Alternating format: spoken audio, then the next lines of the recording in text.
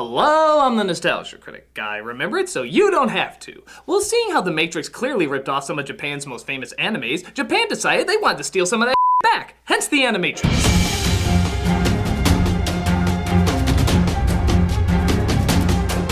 After the success of the first Matrix movie and in between filming the Matrix sequels, several animators and storytellers, including the Wachowskis, decided to get together and do a series of shorts based on the idea of the Matrix. The result is the Animatrix, an anthology that many claim is actually better than the Matrix films themselves. In many respects, they're kinda right.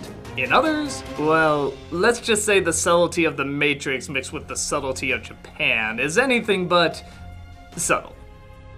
So let's take a quick glance at one source material stealing from another source material stealing from another source material. This is the Animatrix.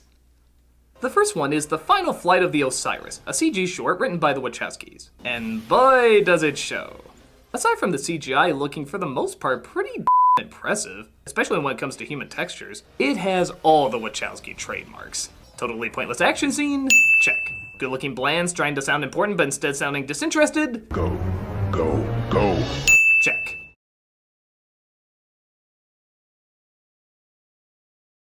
The story is the Osiris has discovered a drill that the machines have built to break into Zion, and they have to get that information to Zion as fast as possible. The Matrix, for some reason, is the only way they can get that information to them. Does this technological world hate phones for some reason? And they all end up dying in the process. Sucks to be them? It would be nice if they actually let us, get to know these people so it felt more important when they got X'd off. But it's pretty obvious that's not the short's intention. The intention, like anything related to the Matrix, is to be an exercise in new technology and looking cool. And for a short, it does that fine.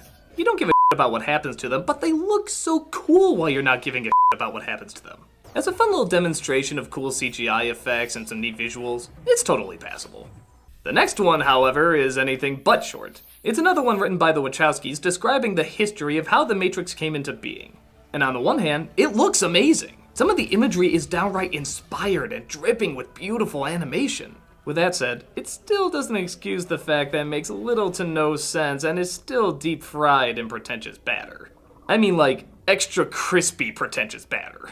The story is told through the Zion Archives, which looks like every religion was smashed into a hologram card, where they reveal a past where humanity relied too much on technology. Robots did all the work and mankind just leaned back and relaxed. An interesting idea, when suddenly these machines with no emotions or thoughts of their own, suddenly get emotions and thoughts of their own. It happens. I think my toaster's looking at me funny. This apparently spawns from one of them murdering his owner because he didn't want to be deleted.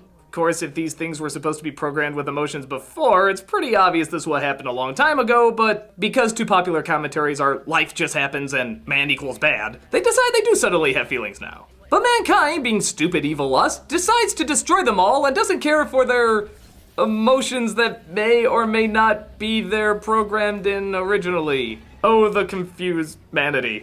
The surviving machines create their own country and even though they were banished from humanity, somehow still do humanity's work. You still following this? There's a test later, and I can assure you I'm gonna fail it.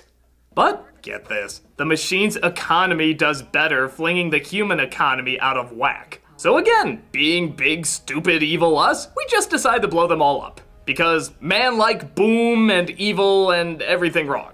But the machines survived and decided they had enough, so they begin to enslave mankind. So our big dumb idiot commentary selves go to the obvious logical conclusion, destroy the sky. Yeah, because they're solar operated, this would apparently destroy them all. But even that doesn't work. Again, totally not explained why. As the machines finally enslave all of humanity and eventually form the Matrix to feed off of our energy. I guess we suck. Bye. So, I'm just gonna come out and say it, the shock value in this is beyond exploitive. There's some gritty acknowledgements of Nam, the Holocaust, street riots, real crime scenes, and they tried to make them as disturbing and gory as possible, desperate to get some sort of emotional reaction. Now don't get me wrong, I have nothing against intense imagery. If it's fit and it's deserving, I say go for it. Take us out of our comfort zone. But for a science fiction story, it doesn't really explain the science nor the fiction in any logical sense. We can't get behind the emotion of it because on top of there being no one to connect with, there's just no rational progression to what's going on. Commentary is supposed to explain why or how something is the way it is, where this seems more focused on getting an emotional response with disturbing imagery, but no reason why. But with that said, it is still something to admire just on its visual ambition. I could totally see someone getting ideas for a stronger project just based on its dramatic layout, but in terms of making any sense or becoming emotionally invested, this is definitely not the place to look. Kid Story is the last of the Wachowski-written shorts, and give it credit that it at least attempts to make an emotional connection this time, or at least feel something resembling an emotional experience. Most of it focuses on a high school boy who spends his time on the computer trying to follow the path Neo and Trinity left behind. Eventually, Neo gets in contact and agents try to capture him. We have a long chase scene, and in the end, he literally makes a leap of faith and somehow gets broken out of the Matrix. Again, explaining is just for people who want to make sense of things. And we see that Neo and Trinity are there to greet him. You'd save me. You saved yourself. On the one hand, this could very easily be a recruitment video for a cult. Trust our faith, drink the Kool-Aid, and off yourself. Trust me, you'll be okay. But I think the idea behind it is more dedicating everything you have to something of value that you truly believe in. And don't get me wrong, it is a little sketchy, especially seeing how the kid commits suicide and gets rewarded for it at the end. I think it's pretty obvious that's gonna press some buttons for some people, but I'm gonna make the assumption that's not the short's intention. The intention is to create an experience of a rush. A rush of the world around you speeding up, slowing down, looking detailed, looking sloppy, and all of it building up to this great big moment of truth. It still makes no sense, but it does manage to capture a true experience. You feel the panic, you feel the intrigue, you feel the fear. You feel like the adrenaline itself is putting you in another world. And as that goes, it's pretty well directed. You can see every sketch and pencil line in every second, giving a sense of life and action knowing that every drawing is done frame by frame. It's not just a CGI puppet that they're moving, every motion is done from scratch, and you can feel the energy off of all of it. That alone makes it really worth watching. If not taken the wrong way, it is pretty impressive to check out. The next one is my absolute favorite. It starts off with a couple sparring in a training program when one of them offers the other a way out. A way to return to the Matrix and live a normal life again. What's real doesn't matter. What's important is how we live our lives. But we can't go back, Duo. We know the truth now. We can forget all of this. Confused and not knowing what to do, they partake in both a verbal and physical fight, debating what's the right choice and what isn't. Running away won't change anything! You're the one that's running away! Stop pretending! This takes up the majority of the short, all leading to a twist ending that I won't give away here, but I personally thought was a great way to finish. This, in my opinion, is what The Matrix should be. Quickly understand these characters, feel their relationship, identify with both sides of their struggle, and both the fighting and visuals match the emotional impact of what they're going through. There's no shock value or forced commentary, it's just watching these two people you sympathize with duke it out through hardship and sacrifice. It's all you need, and it's done to the best of its ability. The artwork complements it great, the imagination is strong, the fighting's cool, and you're with them every step of the way. What can I say? It's hands down my personal favorite. The next one is pretty well done too. Once again, focusing more on an experience than a detailed story, World Record shows an athlete who's about to break exactly that, the world record. But literally, in being so fast, he breaks the chains of the Matrix and actually starts to wake up and see the truth, based only on his physical abilities. It's actually a very interesting idea. The majority of the short is simply focusing on this experience, but once again, it's all you need. You feel the limit this guy is pushing himself to, and you worry both that he'll either wake up and be destroyed by agents, or that he'll fail and not break the record at all. Or even the third option, that he might push himself so far that he might not even survive. Again, it's the simplest things that can be the most effective, and both the pacing and the animation style totally pull it off.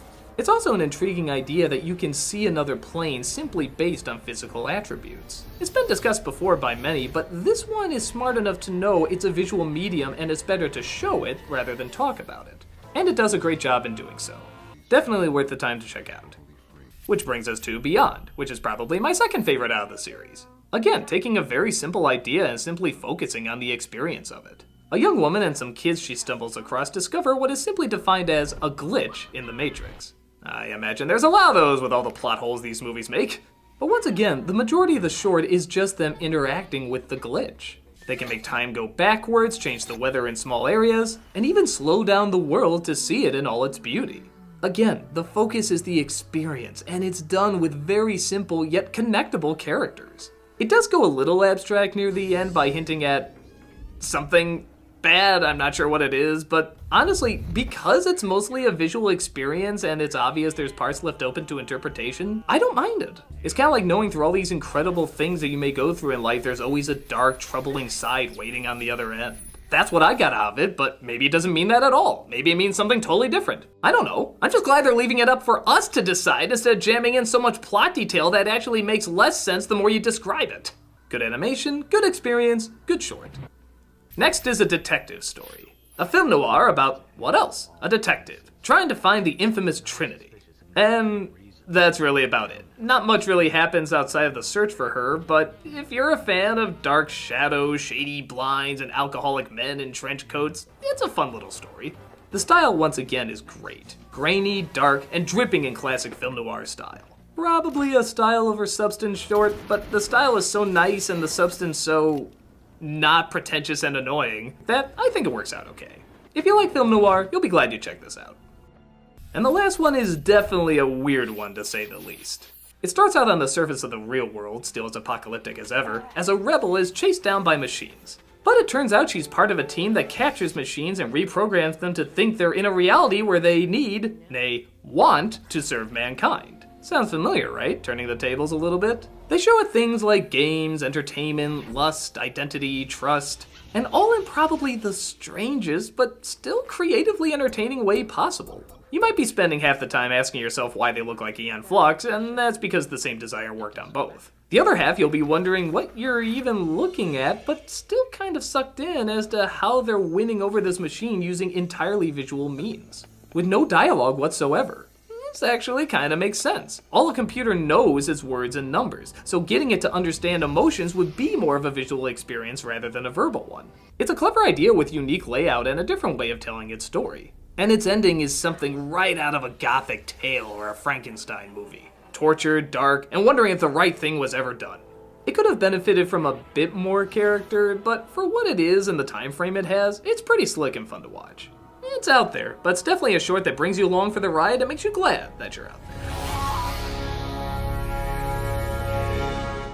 And that's the Animatrix, and is it truly better than the Matrix movies? Personally, I think it is. True, it does have several bloated moments of self-importance, but I think you'd kind of come to expect that from the Matrix anyway. The shorts that work really work, and even the ones that don't still have so much artistic ambition and technical wonder that I'd still recommend checking them out anyway. Visually spectacular with some interesting ideas. If you're looking for a bit more substance for your Anna money, this is not a bad item to spend it on. I'm the Nostalgia Critic. I remember it because... whoa. You will never live that down.